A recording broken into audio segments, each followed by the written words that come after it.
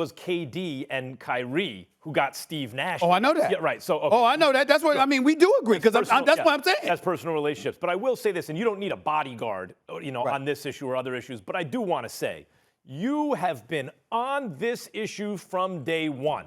And if you look at Silas at that press conference, you can see that you obviously have a very good point.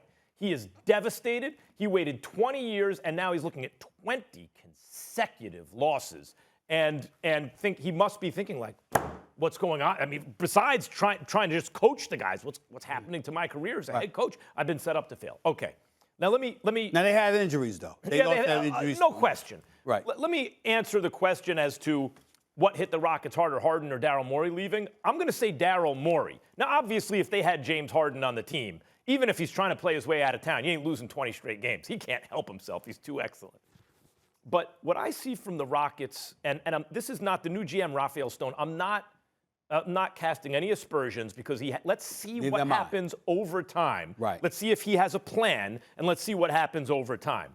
But with Daryl Morey and the Rockets, it wasn't just, they have D'Antoni as coach, or they have Harden as the point guard, or whatever you want to call him.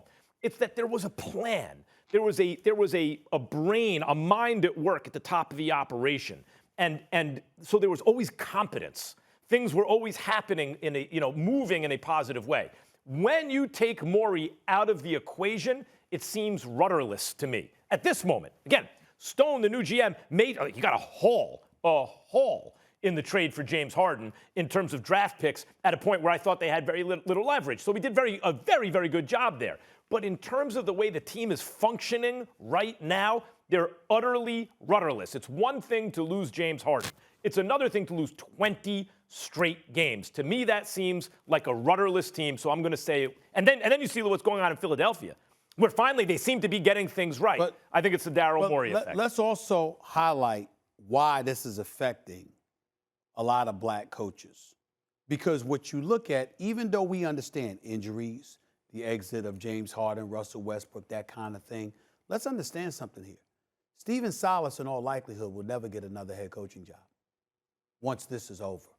There's going to be but so much patience. I know Fertitta and Rockets management are going to swear up and down. They're going to stand by him. He's going to be there from years to come. And I'm not saying they're lying.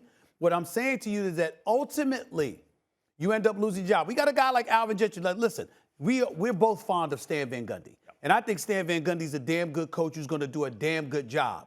Alvin Gentry was nothing to sneeze at. He's an assistant in Sacramento. Alvin Gentry is nothing to sneeze at. I don't think he should have lost that job in New Orleans, but he's gone. And so when I look at it from that perspective, I'm just saying that we're going to see black coaches looking at Stephen Silas, and it's like another one bites the dust. Because once this is over, all you're going to have to lean on is his record. And then another owner is going to sit up there and say, well, why should I take the chance on this guy? And that's the problem with it. Because and I'm not saying the Rockets organization set him up to fail, but by virtue of the situation that he is in, okay? And one could argue, KD, Kyrie, you know what? Excuse me, you had a relationship with Nash, fine.